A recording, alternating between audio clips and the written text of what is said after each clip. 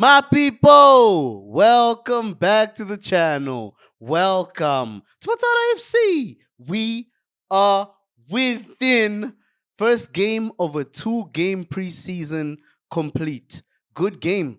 I enjoyed the game. If anything, back at Stamford Bridge, Maresca ball. You get me? Still gelling in the best way. Standout performance, debutants, all the likes, everything. Beautiful rotation from Enzo Maresca.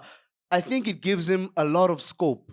Today's game, we saw Estêvão Williams start as a right wing, score a goal, and then play as a central attacking midfielder in the second half. Beautiful analysis from a Maresca perspective. Andre Santos moving back and forth as a box to box to be taken off for Raksaki in the dying embers of the game.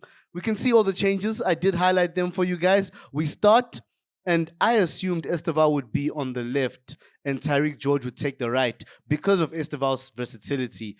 But no, Maresca had different plans. Estêvão on the right side, where he played at Palmeiras overall. Tyreek George on the left side. Interesting stuff. And Tyreek George had a good game today, if I would say. The only concern I have from today is Liam Delap, but not because Delap had a bad game. We just weren't looking for Delap enough. He's trying to make those threaded runs between the lines, but we're not looking for him. Almost like Cole Palmer, Estevão, Tyreek George, they would rather shoot. Even Caicedo would rather shoot from distance. And then there's Kukurea inverting into the midfield, trying to create chances as well, but not looking for Delap.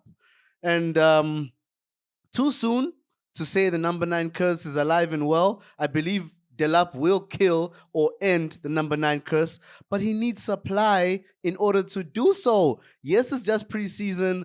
It's our first game. We'll see on Sunday. It's almost Sunday, day after tomorrow.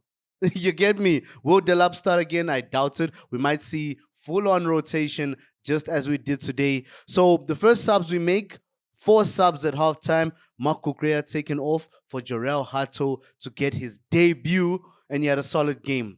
In the first half, Kukurea was inverting from the left. Second half, we said Reece James. When he came on, Reece James was inverting from the right side with Jorel Hato forming part of the back three. That's Maresca ball at its finest.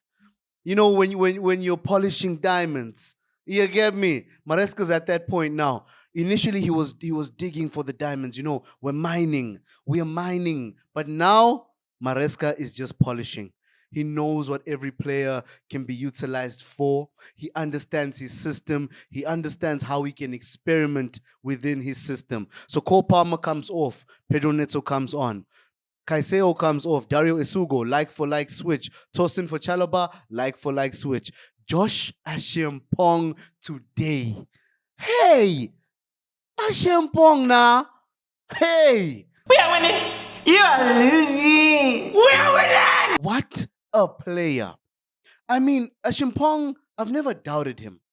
And he did make a bit of a mistake. He gifted Leverkusen their best chance of the game today. You know, he slipped, trying to sort of move the ball with the outside foot, and then he steps on the ball and slips, and then they're gifted a chance, but they don't score because Tosin is there. But overall game from Ashimpong. What a player. He just needs to bulk up just a bit more. He doesn't even need to work on his pace. His understanding of positional play is what I respect more than anything. What a player we've developed in our Cobham system. Josh Ashimpong, shout out to you, bruv. What a game from you. Malo Gusto, great game.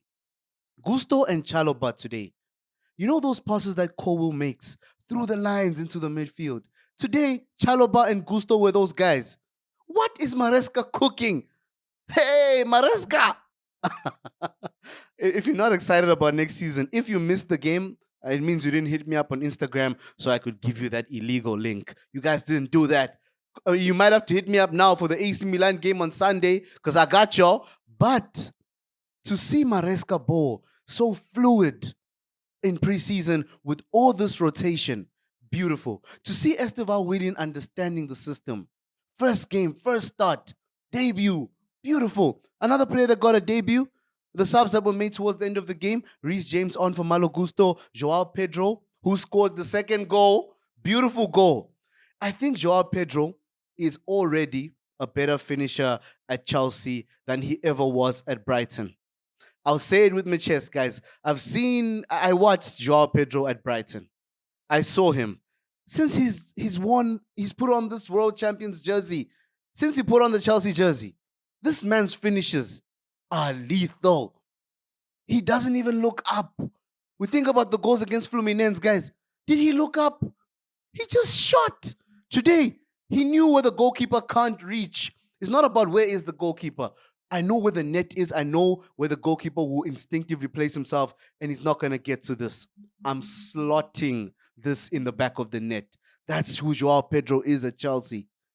How? We've unlocked him. We've done it. That's Chelsea for you. Beautiful club. We move, guys. And then, as we said, the debutant, alongside Jorel Hato and Estêvão Willian, we got to see Jamie Gittins. And Jamie Gittins got that flair. He's flary. I like him. He's going to do things for Chelsea. You look at today's game, you're like, why do we want Garnacho? You get me? Also, do we really, really need Xavi Simons? You're going to ask yourself those questions, guys, even just by seeing the highlights. But then again, it's Bayer Leverkusen. And further confirmation for me that Erik ten Hag is a bit of a fraud, guys. Just a bit of a fraud. You get me? The funny thing is, not funny thing. Another thing is, João Pedro played in the central attacking midfield when we made the last changes. When Genesis Antwi came on to play right wing and Raksaki came on for Andre Santos towards the latter stages of the game, the last 10 minutes or so, João Pedro joined the midfield. João Pedro, central attacking midfielder. We saw him do it for Brighton. He definitely can do it. But we've counted him as a striker in our minds as Chelsea fans. But he's not just that. He's so much more. What a player. Pedro Neto then took on the striker role ahead of João Pedro. What a game, guys. I enjoyed the game. Also, in goal, Jorgensen, I heard the commentator say Jorgensen. He said it quite fast, which proved to me that I've been saying the man's name very wrong.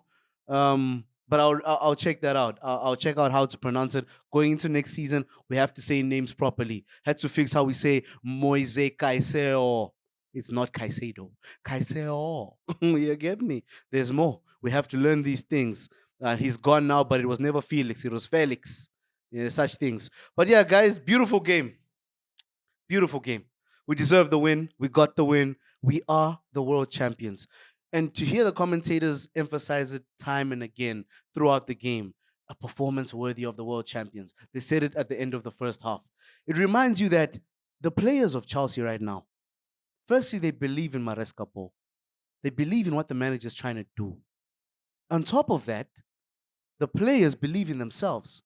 They know what they can and can't do. If you look at the audacity of Estêvão Willian to shoot, I mean, looking for your teammates is one thing. Let it be the best option. If it's the right thing to do, cut the ball back. If there's no one, shoot. Put the ball in the back of the net if you can.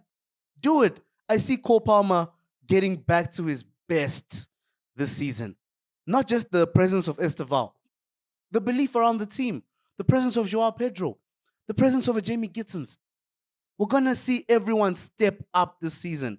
Today, you're watching a game and you don't even get to see Vice Captain Enzo Fernandez. But do you really feel it? Not really. Just preseason? No. We need to see performance. The team can perform. Whoever's on the pitch can deliver. That's where we are, guys. That's a great positive. Still hurt by the Levi Cole injury. We also got to see Anselmino today. By the way, before I let y'all go, we didn't really see Anselmino do much in the game, but he was on the pitch. He deserves it. Could be that we integrate him a bit more in the absence of our star boy, our Cobham boy, Levi Colwell. I've also thought about it. I think Renato Vega, we have to consider him to a certain degree, especially if we don't get a buyer for that 40 million valuation. Maybe Vega can save us. Of course, in time, Fofana will be back as well. That's a huge plus. So, come on. Look at the squad. You get me? Let me let y'all go. Blessings, my people.